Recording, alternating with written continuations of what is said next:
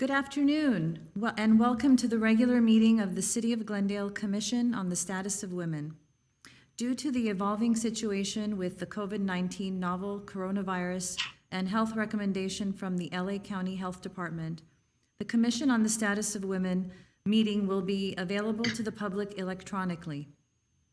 Due to the social distancing requirements, the public will not be able to attend the meeting. The public is encouraged to watch and participate from the safety of their homes to practice social distancing. The meeting can be viewed on local cable, Charter Cable Channel 6, and AT&T UVerse Channel 99. The meeting can also be viewed online at www.glendaleca.gov by scrolling all the way to the bottom of the page and selecting Live Streaming, which is the third icon from the left. For public comments and questions during the meeting, please call 818-937-8100. City staff will be submitting these questions and comments in real time to the appropriate person during the Commission on the Status of Women meeting. May I have roll call, please? Commissioner Brusalian? Here. Commissioner Lambelat?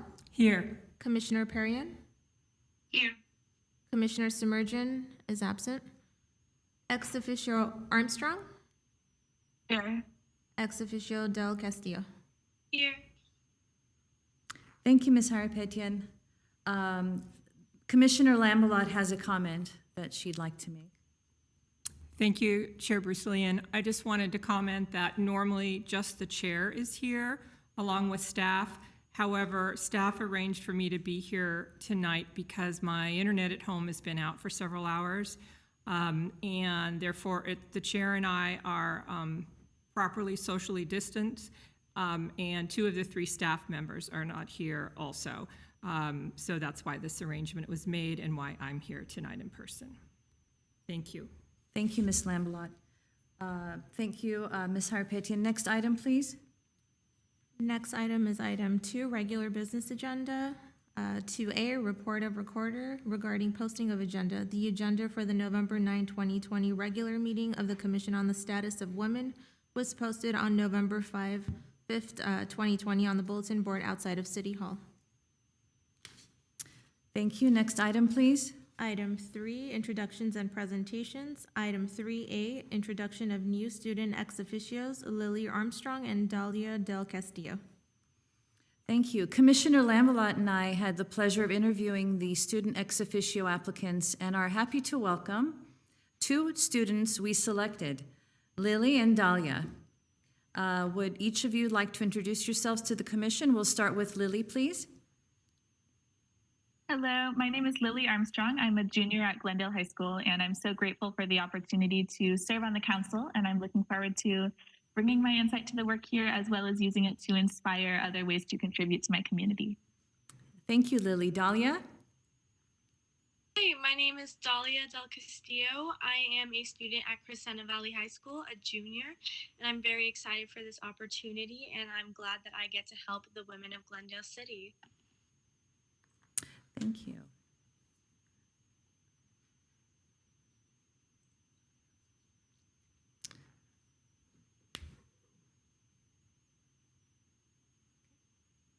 Staff? Yes. Item 3B, presentation, Human Trafficking and Violence Response Initiative. Reverend Cassie McCarty, Director of Mission Integration at Director, Mission Integration at Dignity Health Glendale Memorial Hospital and Health Center is here for a presentation, actually virtual presentation. Thank you. Welcome, Reverend Cassie McCarty. Please go ahead with your presentation. Thank you for being here today. Thank you so much for having me. And there should be a PowerPoint. Can everyone see the PowerPoint? Yes. Okay, good. So I'll just say next slide. I don't have control of it, so I'll just say next slide when I'm ready. So that's perfect. So in a small study conducted by Dr. Susie Baldwin of the LA County Department of Public Health, over 90% of survivors of human trafficking who received medical care at any hospital in LA County while being trafficked were not identified as victims of human trafficking and subsequently were not offered resources or interventions over 90%. So why is that? How could we possibly be missing identifying these victims? And yet, as healthcare providers, we must do so. Next slide, please. A few years ago, so I'm looking at mission and values on my slide. A few years ago, our healthcare system, Dignity Health, made a conscious decision to do something about this statistic. Our mission to care for the most vulnerable and our core value of justice compelled us to take a harder look at ourselves and ask the question, how are we allowing these victims to come in and out of our hospitals without truly being seen? Yes, they were seen and treated medically and receiving that high quality medical care, but they weren't being truly seen in terms of the trafficking piece. So Dignity Health hired Holly Gibbs, who's pictured here in the slide, and Wendy Barnes to oversee our new human trafficking program. And both Holly and Wendy are survivors of trafficking themselves. So before we implemented the new human trafficking program at our hospital, I wanted to ask you, how many victims of trafficking do you think that our hospital identified prior to initiating this, implementing this program? So just in your mind, come up with a number of how many victims you think we identified, or potential victims you think we identified. So the response is none. Up until we had identified or implemented this program, we hadn't identified any potential victims of trafficking. So when we implemented our program about, I would say close to 3 years ago now, we began by assembling an interdisciplinary task force, including nurses or leaders in nursing, social work, security, community health, medical staff, members of the admitting team and registration team, members of the maternal child health department, education, emergency room, spiritual care, and others, including community representatives. We pulled together all these key stakeholders who have oversight over key functions that may potentially come in contact with a victim of trafficking. So our first task was to provide education to our staff, and we provided them with 2 modules. One of them was called Human Trafficking, Dispelling the Myths. So before teaching our staff the signs of human trafficking, we needed to dispel the myths of many myths that surround human trafficking and the concept of modern day slavery. So we had folks like Holly Gibbs, the one that leads our human trafficking response for the whole system, come and share her story, talk to our staff. And when you hear Holly's story or other stories of survivors, you begin to realize, or our staff begin to realize and think back on instances where they thought, you know what, that might have been a trafficking victim. You know, years ago when I worked at a different hospital or this hospital, their eyes began to open and they began to recognize the signs. So after we dispelled the myths, one myth is that trafficking doesn't occur in America, which is incorrect, unfortunately. We began to talk to them about what are the signs of trafficking. When a patient comes through our doors, what are some things to look for that will flag, hey, I think we need to bring the social worker in to take a closer look at this.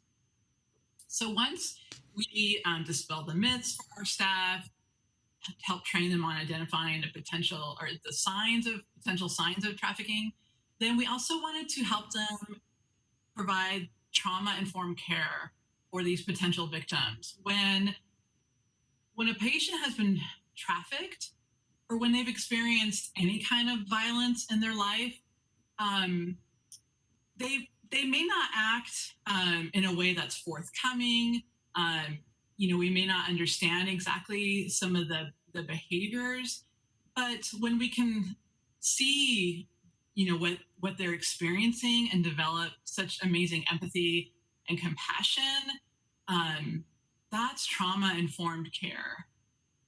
Seeing things from their perspective, coming alongside them, realizing that they've been through so very much, and with gentleness and compassion, we need to be right there with them when we're treating them. So we have a tool for providing that trauma-informed care. It's called the PAIR tool. P stands for respect, always respecting the patient. E stands for, so P for, I'm so sorry, P stands for privacy, excuse me. So we always want to ensure that when we talk to our patients about being potentially trafficked, we want to ensure that they have privacy. E for the PARE tool, E stands for education. So a lot of the times, maybe people don't know that they're being trafficked. So just providing that education and helping them to see what they're experiencing is not normal. A from the PARE tool, A stands for awareness, enhancing the awareness of our patients. R stands for respect, respecting where they are at in their journey. They may not be ready for help. If we do identify a victim of trafficking, they may not be ready for help. But just simply providing that education is a huge step for them. And then finally, the second R in the PARE tool is response. So maybe they are ready for support and help.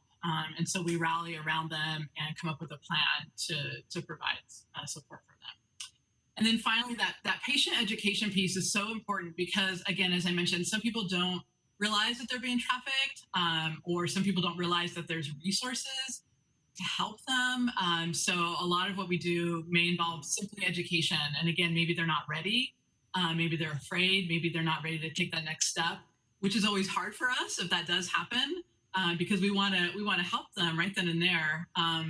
But we always have to remember, even planting a seed, providing compassionate care is huge in their journey. And we hear that a lot from survivors of trafficking, that they say when they come in contact with healthcare providers who actually understand what they're going through and they experience just that level of compassion, it means a great deal and it plants seeds. Next slide, please. So this is a picture of CAST, survivors that have worked with CAST, the Coalition to Abolish Slavery and Trafficking. Next slide, please. And I mentioned CAST because I want to talk about our Survivor Advocate Program with CAST. So the 4 hospitals in LA County that are a part of Dignity Health are very fortunate to have a strong relationship with CAST. 2 years ago, Dignity Health provided them with an innovative grant to hire a survivor advocate. So someone that's been trafficked themselves, someone who's gone through the healing process, who can actually serve as a resource for our patients in the event that we identify a potential victim. So imagine a patient here identified as a potential victim. Imagine them being able to talk survivor to survivor or survivor to victim. It's an incredible connection, and it has been an amazing journey to work with our survivor advocate. Her name's Christine.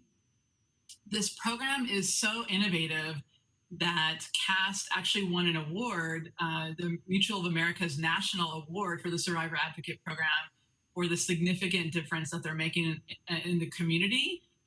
We don't know of any other hospitals that work with a local agency that hires a survivor advocate to specifically work with patients.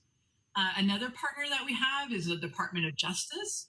We received a multi-year grant from the Department of Justice Office of Victims of Crime, which will help to continue to fund the Survivor Advocate Program with CAST, and also will fund research led by Dr. Susie Baldwin. I mentioned her earlier on in my presentation.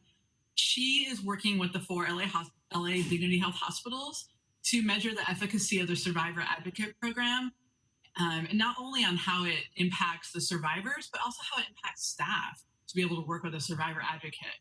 So we look forward to the results of her findings. There's not been a lot of research done in healthcare around human trafficking, so we're really excited about that. And finally, next slide, I just wanted to share a quick story, something that I will never forget personally. I remember one time we had a patient come into our hospital who was identified as a victim of trafficking, and our survivor advocate and I were meeting with that patient, and we heard her story, we affirmed her story, and she said, "This is the first time that a hospital has believed my story." And I will never forget hearing our patients say that to me and realizing the impact that we have on lives here in this hospital. So I just wanted to end with that. We're really, really proud of this program. We're really proud of our partnerships with the community. And I want to thank the commission for having me here today. Thank you for being here. I have a question. So do you have an age range for these people that come in that are being trafficked? Is there a common age range? Is it under 18, over 18? It's an age range. I will say that it's an age range. And, obviously here at the hospital, we don't have a pediatric unit, but we do have children that will, teenagers that will come into our emergency room. And, if they need medical support, we have to send them out to, or, if they need to be admitted to a hospital, we have to send them out to a hospital that has a pediatric unit. But in terms of the ages, it knows no age limits. Honestly, no age limits.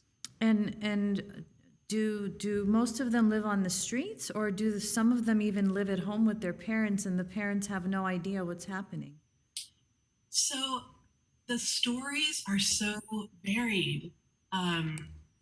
So yes to all of that. The stories are so varied.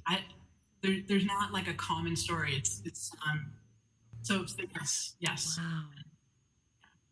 And then how do you recognize if they're ready for help? You were talking about fear, obviously. And how do you help them overcome that fear to bring it forward and Sometimes the fear prevents them from making a change.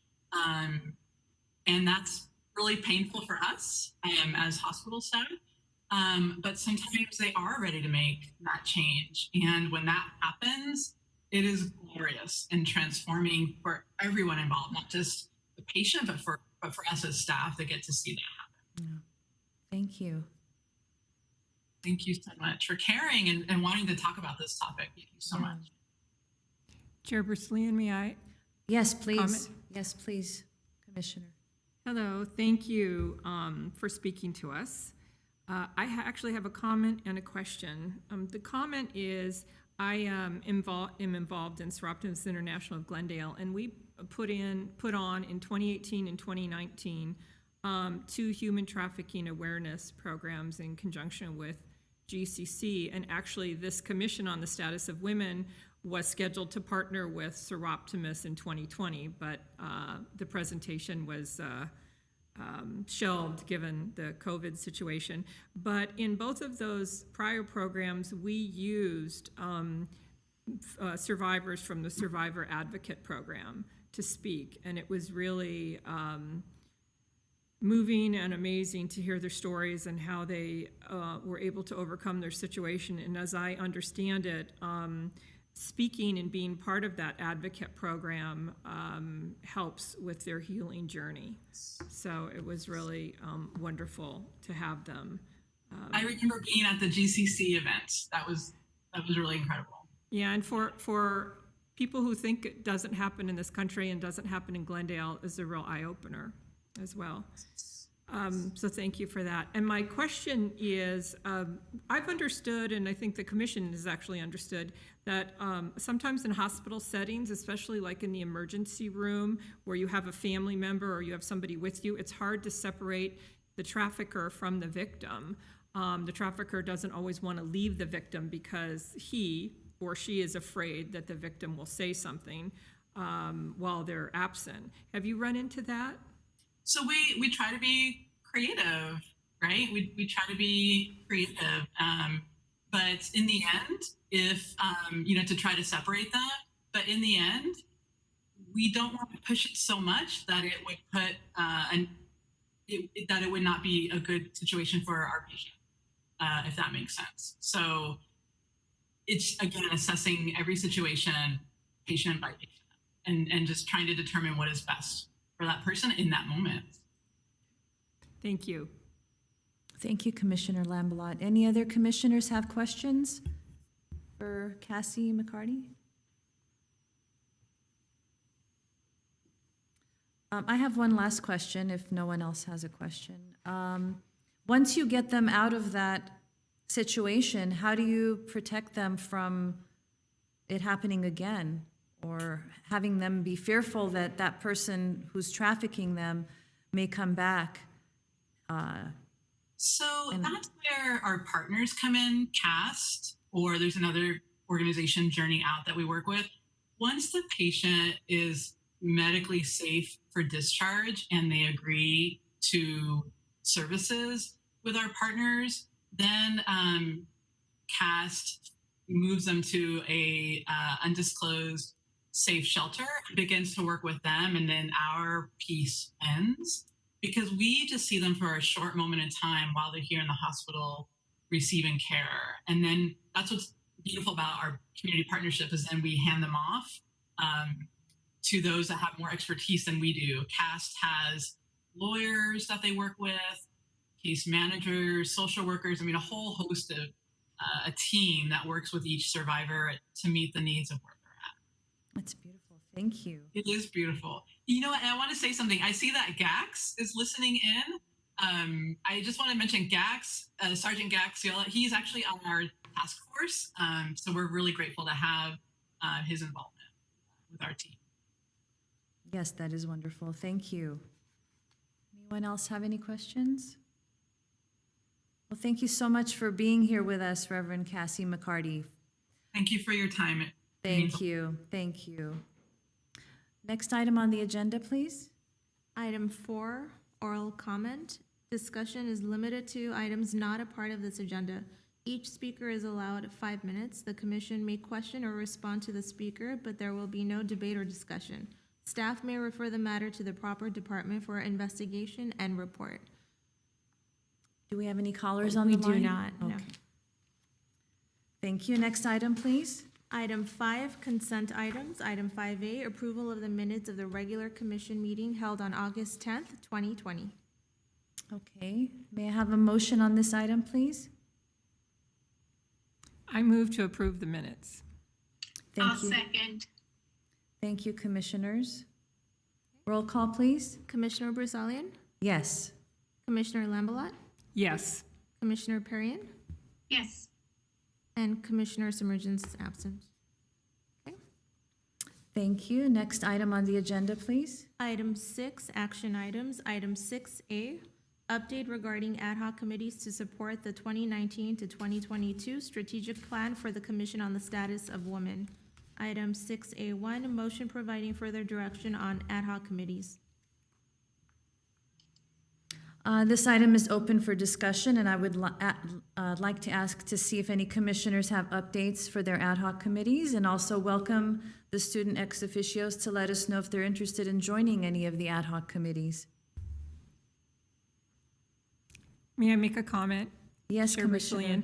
I just wanted to encourage the student ex officios, as we did during the interview process, to consider signing up for an ad hoc committee. It's where we can accomplish things that can't be accomplished at meetings, and it allows us to keep in touch with each other and engage with each other between the quarterly meetings. Is it possible for you to list those ad hoc committees? Let me see. I've got them handy here. Do you? Yes. Oh, they're right here. The evaluate and assess is, right, correct? Then we have the policy development, advocacy and advising. Then we have one for communication and education. And then we have one for community partnerships and outreach. Thank you.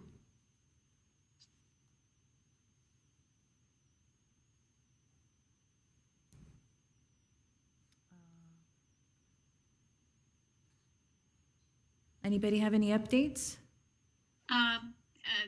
This is Armene Perry, and I'd like to give an update for the ad hoc subcommittee that Commissioner Lambelat and myself are on. Yes, please.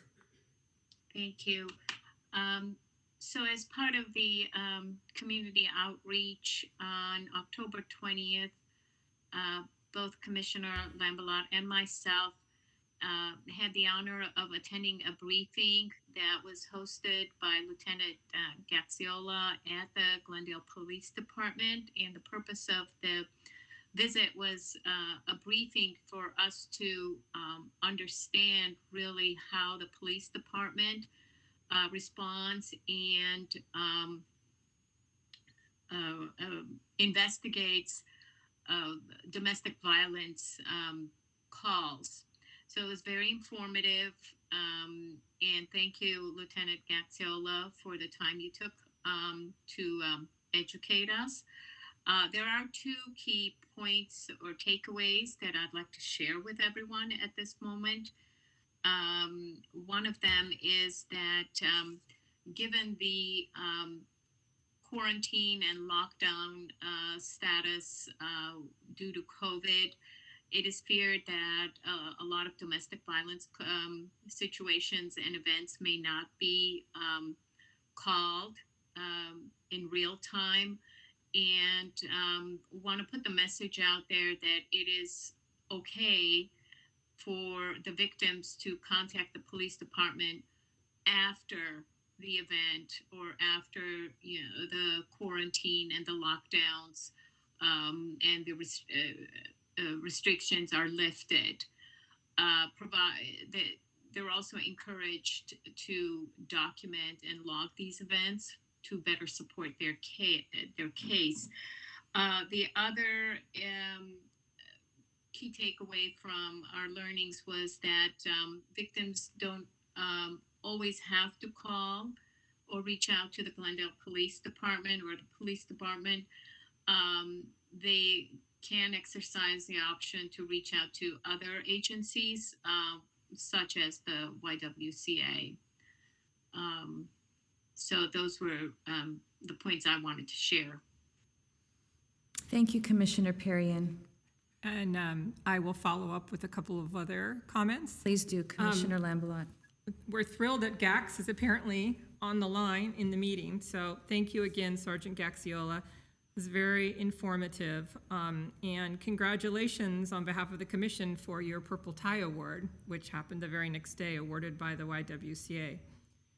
I just wanted to follow up with a couple of things as well from our meeting. We appreciate the opportunity to meet with the Glendale PD.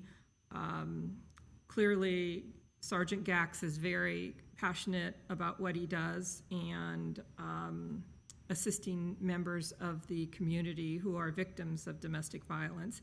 And building on what Commissioner Perrion said, Gax stressed to us that given that the quarantine, there are many victims, a huge percentage of which are women, are uncomfortable or even afraid to report domestic violence when they're essentially stuck at home with the abuser. And he asked that we send the message that Commissioner Perrion did, which is, don't think you can't report it again in the future. But it is helpful, or report it in the future, but it is helpful to have some evidence that's contemporaneous with the domestic violence, and even if it's emails to friends and family saying this is what's happened. So don't be discouraged and think that you can't report it just because time has passed. And also, Commissioner Perrion and I talked to Gax about what the commission could do to assist the Glendale PD in this regard. And he indicated that transportation vouchers for Uber, Lyft, taxis, that sort of thing, are sometimes needed by victims who are, the police have assisted them, but now they need to travel to a family member or to somewhere else safe, and they don't have the money to do so. So that item is, I believe, next on the agenda to grant the police department some money for transportation vouchers. And then finally, Commissioner Perry and I would encourage the other commission members here to make arrangements to meet with Gax to have a similar briefing because it's very relevant to what this commission does, since such a huge percentage of victims are women. Thank you. Thank you, Commissioner Lamblot. Anyone else have any updates? Okay, thank you. We're not making any changes to any ad hoc committees. How about the ex officios? Do we need to see if they want to join any one of the ad hoc committees today, or? Hi, Chair Brusalian. Hi, this is Christine, staff member Christine Powers. I just wanted to let the commissioners know, for those who are interested in arranging a meeting with the sergeant, that I will be happy to facilitate those. And yes, to answer your question, if the students are interested in joining any of the ad hocs, a motion would be recommended for that. Thank you. Ms. Powers, just to clarify, should the student ex officio speak up now so that a motion is presented and presumably passed that they're actually on those ad hoc committees? Yes, this would be the appropriate time for that, Commissioner Lamblot. Can we ask them if they need more clarification on what the ad hoc committees do? Or what their goals are? I'm pretty aware. Could I choose which one I could join now? I think you could. Yes. Yes? Yes. It's all right. I would like to join the Partnership and Outreach Committee, ad hoc committee. And this is ex officio Armstrong. I would like to join the Evaluate and Assess Committee. Okay, Great. thank you. So do we have separate motions, or do we have one motion for the committees? Before we continue, we have Sergeant Gaxiola on the line. Okay. I'm not sure if you'd like to take the call now. Sure. Ms. Hierapetian, I'm sorry, that's for the next item. He's just ready for the next item. My Oh. apologies, we were talking it's about okay. him, so I thought he wanted to chime in. Okay, thank you. As far as one motion would be appropriate for the students joining the ad hocs. Okay. Thank you. May I have a motion for Lily to be on the Evaluate and Assess, and Dahlia to be on Community Partnerships and Outreach? I so move. Okay, may I have a s- Thank you. Roll call, please. Commissioner Brusalian? Yes. Commissioner Lambelat? Yes. Commissioner Perrian? Yes. Perfect. Item 6B, consideration and discussion of funding to the Glendale Police Department for transportation vouchers for domestic violence victims. Item 6B1, motion providing direction on $500 from commission funds for transportation vouchers. Ms. Powers, may we have a report on this item, please? Sure. Chair Brusalian, members of the commission. The Commission on the Status of Women has had a longstanding partnership with the Glendale Police Department, and through this partnership over the years has been able to provide resources to the GPD for domestic violence victims over the years. And this has included mobile phones and hotel vouchers.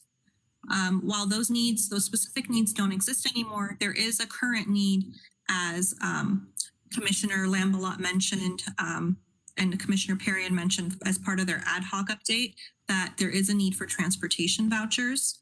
There are times that the police department responds to domestic violence calls where a victim needs to get home or to a family member's house. And sometimes those locations are significantly farther outside the Los Angeles area. And the GPD is unable to provide transportation to those farther areas, whereas they are able to provide transportation to immediate LA areas. And so the GPD would like to have this funding set aside to offer such victims in these cases safe transportation to where they need to go, rather than that they just try to figure out a way to go home in the middle of the night or whenever it might be and get home safely. So through these discussions, this need was identified, and it's estimated that they wouldn't need more than $500 in a one-year period to cover the cost of providing transportation for victims. Should the commission provide these funds, the $500 would be transferred to a separate project number within the GPD's budget for ease of tracking, and the use of funds would be reported back to the commission after 1 year by the Assaults Division. And as mentioned, staff is ready to answer any questions, but Sergeant Gaxiola is also on the line should there be any questions for him. Thank you. Thank you. Any questions?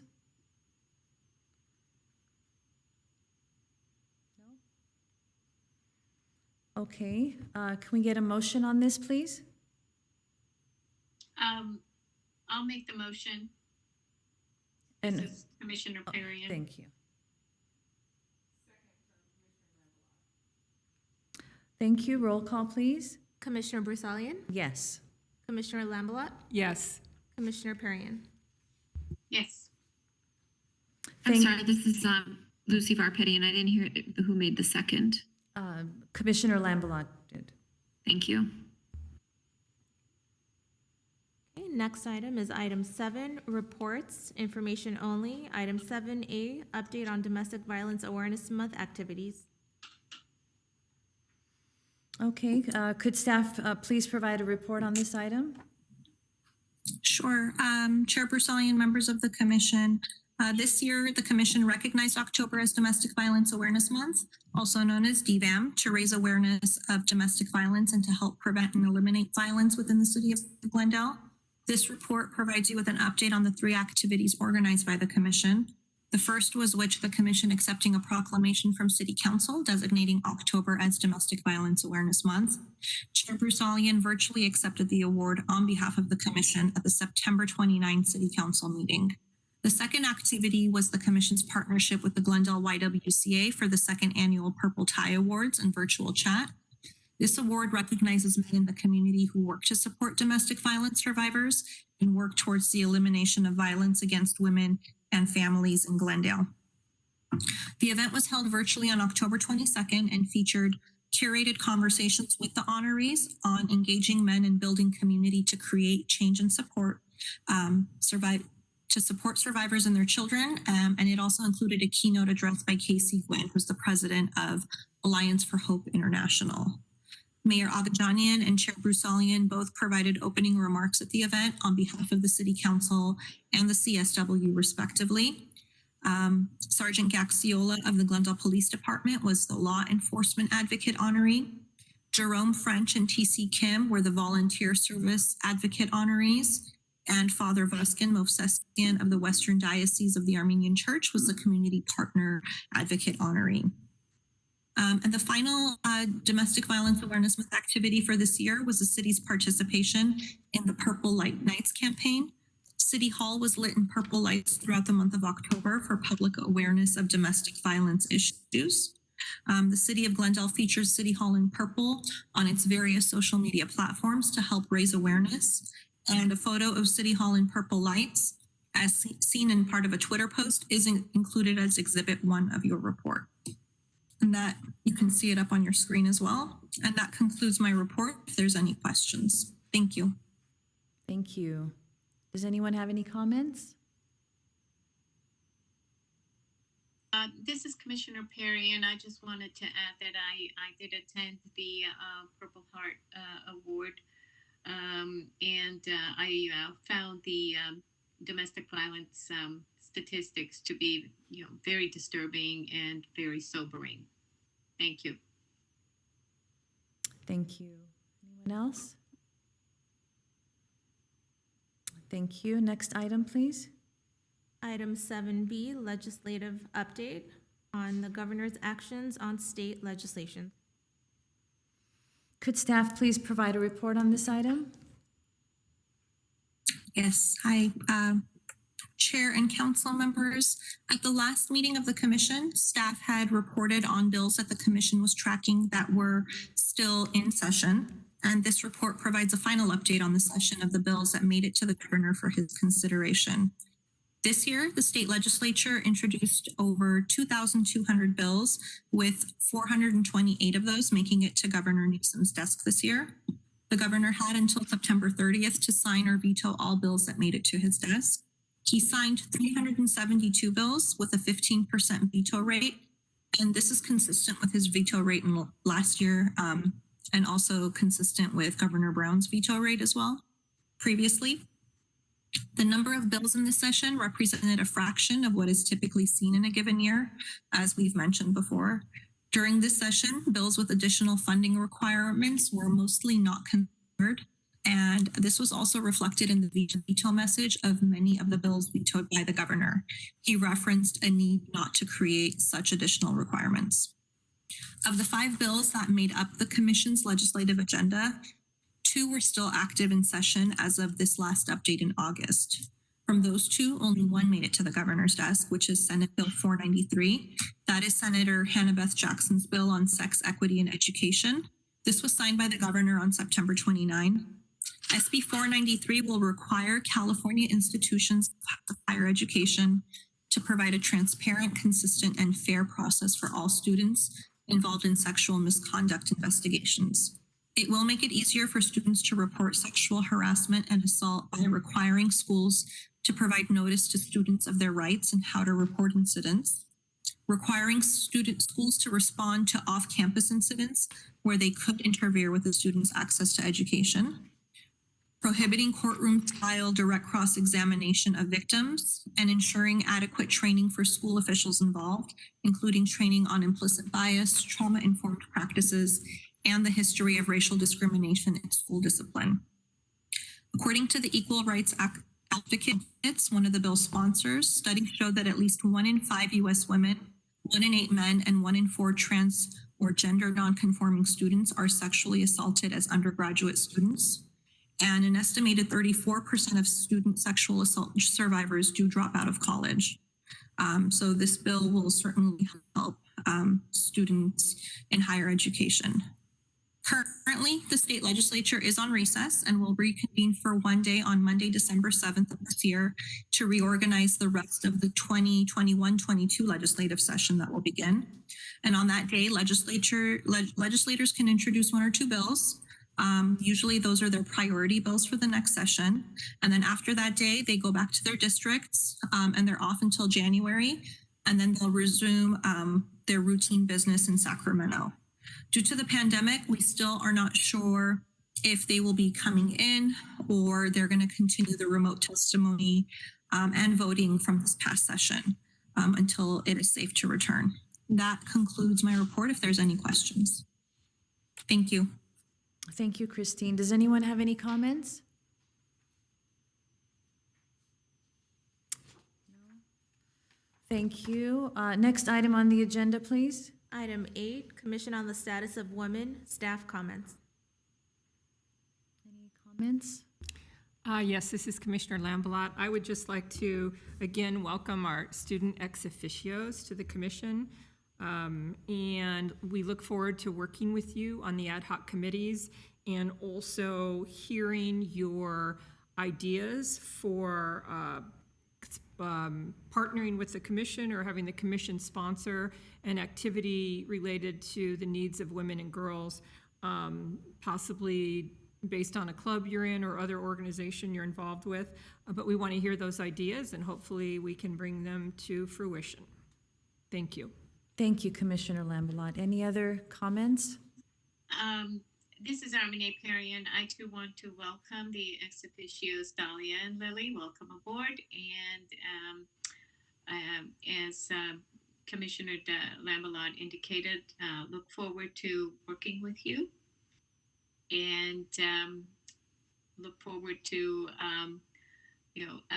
challenging projects and the next year ahead with you. Thank you.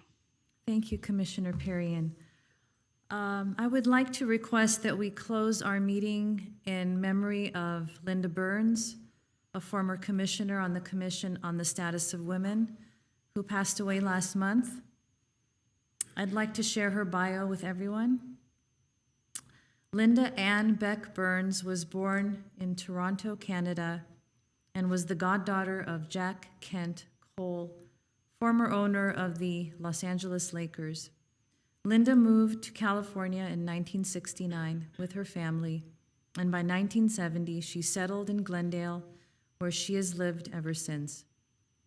Linda's ties to the community run deep and wide, and they are exemplified by many organizations she had been involved in throughout the 50 years in Glendale. Linda was the first woman to serve as a hospice volunteer in the city of Glendale for the Verdugo Hills Hospice. She was trained by Dorothy Caruso, a nurse noted for bringing hospice care to Glendale. Linda was passionate about sports and was a member of the Southern California Sports Broadcasters since 1977 and served as a board member for the past 4 years. She was also involved in many other local organizations. Past chair and commissioner, City of Glendale Commission on the Status of Women, 9 years. Past president and longtime member of the Glendale Women's Civic League. Elks Lodge emblem and trustee for over 10 years. Board member of Glendale Beautiful. Past board member, longtime member of the Days of the Verdugos. Member and volunteer, Community Foundation of the Verdugos. Committee member, Old Timers Picnic of Casa Adobe de San Rafael. Longtime member of Glendale Mayor's Prayer Breakfast. Business Life Magazine board member and served on the steering and planning committee for over 10 years. She was also honored by the magazine as Woman of Achievement in 2011. Past board member, Friends of the Public Library, held leadership roles in the YWCA and YMCA. They say that the difference between a successful person and others is not the lack of knowledge, but rather a lack of will. Linda always prided herself on strength of will and always accomplished what she set her mind to. She was strongly outspoken, held firm to her values, and cared deeply for those she loved. Linda unexpectedly suffered cardiac arrest and passed away on Thursday, October 8th, 2020. She is survived by fiancé Henry Schossler, daughters Melissa Fredrickson and Amanda Beck, and grandsons Tommy and Spencer Dent. Thank you. Any comments from any other commissioners? This is Commissioner Lambelat. I would just like to offer my condolences to Linda's family. Thank you. And Commissioner Perrion here, same, deepest condolences to Linda's family. Thank you. Any other items? Anyone wants to say anything else? We request a motion to adjourn. I move to adjourn. Second. I'll second.